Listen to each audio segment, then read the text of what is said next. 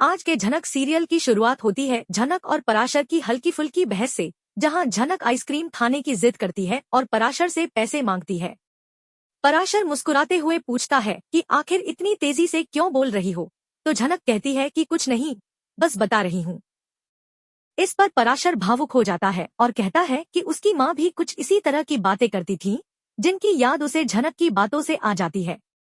वह बताता है कि माँ के निधन के बाद उसकी बुआ ने पालन पोषण किया, लेकिन आज भी झनक की बातों में उसे माँ की छवि दिखती है। फिर झनक कहती है कि आइसक्रीम खाने चलते हैं और माँ को भी साथ ले चलेंगे, जिस पर पराशर हंसकर कहता है कि पागल लड़की कुछ भी बोलती रहती है। दूसरी ओर ऋषि कहीं कमरे में बंद होता है और परेशान होता है कि कैसे बाहर निकले, क्योंकि दरवाजे और खिड़कियां सब बंद होती हैं।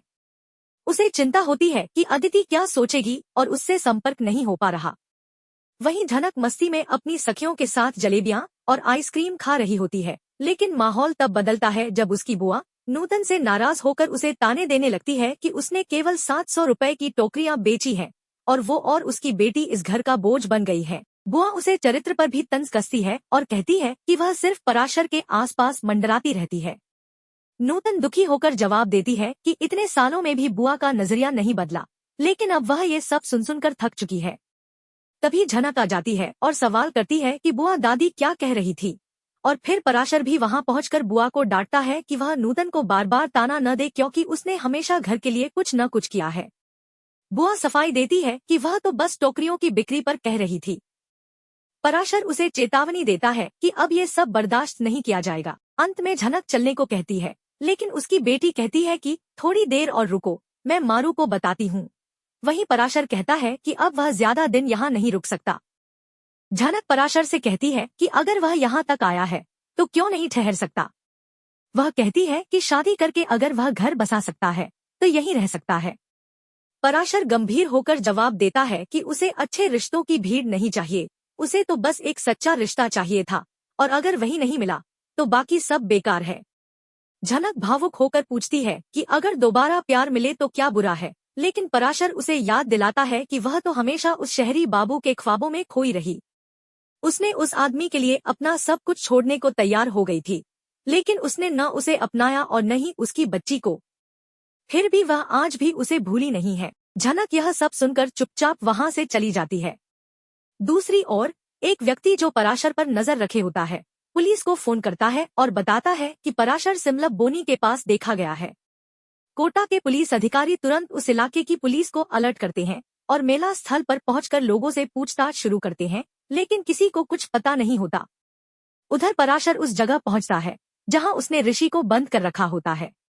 वह दरवाजा खोलकर कहता है कि इस साल का मेला खराब हो गया, उम्मीद है अगला अच्छा जाएगा।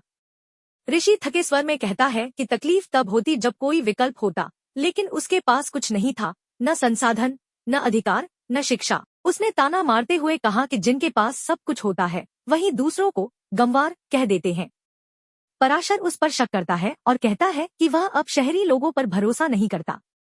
तब ऋषि अपनी असलियत बताता है कि वह कोई टूरिस्ट नहीं, बल्कि एक इन्वेस्टिगेशनल पुलिस ऑफिसर है।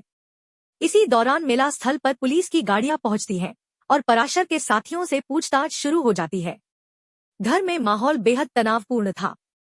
मून उदास होकर खाना नहीं खा रही थी, जिसे देखकर अंजना चिंतित हो उठी। उन्होंने प्यार से पूछा कि क्या हुआ, क्यों खाना नहीं खा रही हो। अर्शी ने भी फिक्र जताई और पूछा क्या ऋषि से बात नहीं हो पाई।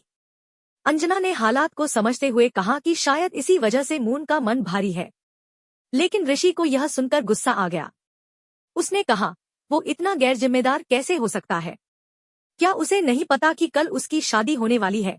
इस पर अर्शी भड़क गई और बोली, तुम हमेशा लोगों को गलत क्यों समझते हो। वो काम पर गया है, हो सकता है आज बिजी हो।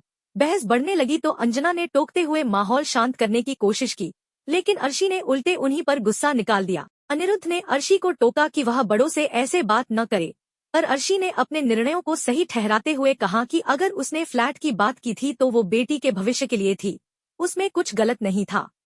उधर पराशर और ऋषि आमने सामने थे। पराशर ने ऋषि पर शक जाहिर करते हुए कहा कि अब तुम बच नहीं पाओगे, हम तुम्हें पहचान चुके हैं। ऋषि ने निडर होकर जवाब दिया कि अगर चाहो तो गोली मार दो, लेकिन अगर एक मौका दोगे तो वह सबके लिए कुछ अच्छा करेगा। पराशर ने उसकी बातों को नकारते हुए कहा कि अब हम तुम्हारे झांसे में नहीं आएंगे। तभी झनक दरवाजे पर पहुंचती है और कहती है, बाबूजी, हम हैं। दरवाजा खुलता है और माहौल थोड़ा बदलता है। इधर मोन माँ से सवाल करती है कि क्या उन्हें ससुराल वालों की बातों से ठेस तो नहीं पहुंची। अर्शी साफ कहती है कि जो कुछ भी उसने किया बेटी के भले के लिए किया है। वहीं दूसरी ओर ईशानी और उसके पति के बीच भी बहस चल रही थी। पति उसे बार बार पागलपन का नाम दे रहा था, लेकिन ईशानी ने दो टूक जवाब दिया कि उसने इस घर को संभालने में 2 साल लगा दिए, फिर भी उसकी भावनाओं को समझा नहीं गया। जब बात पीहू की याद और बच्चों की स्वीकृति तक पहुंची, तब ईशानी ने सवाल उठाया कि शादी का निर्णय लेते वक्त क्या बच्चों को शामिल नहीं करना चाहिए था। इस पर पति ने कहा कि बच्चों को अपनाने में वक्त लगता है। ईशानी ने भावुक होकर कहा, क्या आपको लगता है कि मैंने एक दिन भी प्रयास नहीं किया? यह पूरा दृश्य पारिवारिक भावनाओं, रिश्तों की उलझनों और जिम्मेदारियों के बीच तकरार को दर्शाता है। ईशानी अपने पति से सवाल करती है कि क्या वह अपनी पहली पत्नी से कभी प्यार करते थे, और अगर करते थे तो इतनी जल्दी कैसे भूल गए। उसका पति समझाता है कि उसने शादी बच्चों और घर की जिम्मेदारी के लिए की थी और ईशानी को इसलिए चुना क्योंकि वह जानता था कि वह घर संभाल सकती है। वहीं ईशानी अपने मन की पीड़ा व्यक्त करती है कि वह केवल एक जिम्मेदारी बनकर नहीं रहना चाहती। दूसरी ओर अर्शी मून को समझा रही होती है कि वह जो भी कर रही है मून के भले के लिए कर रही है, लेकिन मून समझ नहीं पाती। ईशानी को अपनी बेटी पीहू की चिंता भी सता रही होती है क्योंकि वह देर रात तक घर नहीं लौटी होती। तभी एक अनजान नंबर से कॉल आता है और पुलिस जानकारी देती है कि पीहू और उसके दोस्त नशे में सड़क पर शोर कर रहे थे, इसलिए उन्हें थाने लाया गया।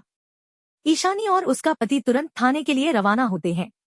इस तनावपूर्ण माहौल से हटकर एक हल्का पल भी दिखाया जाता है, जहां झनक, पराशर और ऋषि के बीच खाने को लेकर हल्की फुल्की तकरार होती है। लेकिन जब पराशर इशारा करता है कि ऋषि पुलिस वाला है, तो झनक चौंक जाती है। क्या ऋषि वाकई पुलिस वाला है? इसी रहस्य और भावनाओं के बीच एपिसोड समाप्त होता है। लाइक और सब्सक्राइब करें। धन्यवाद फॉर मोर अपडेट्स।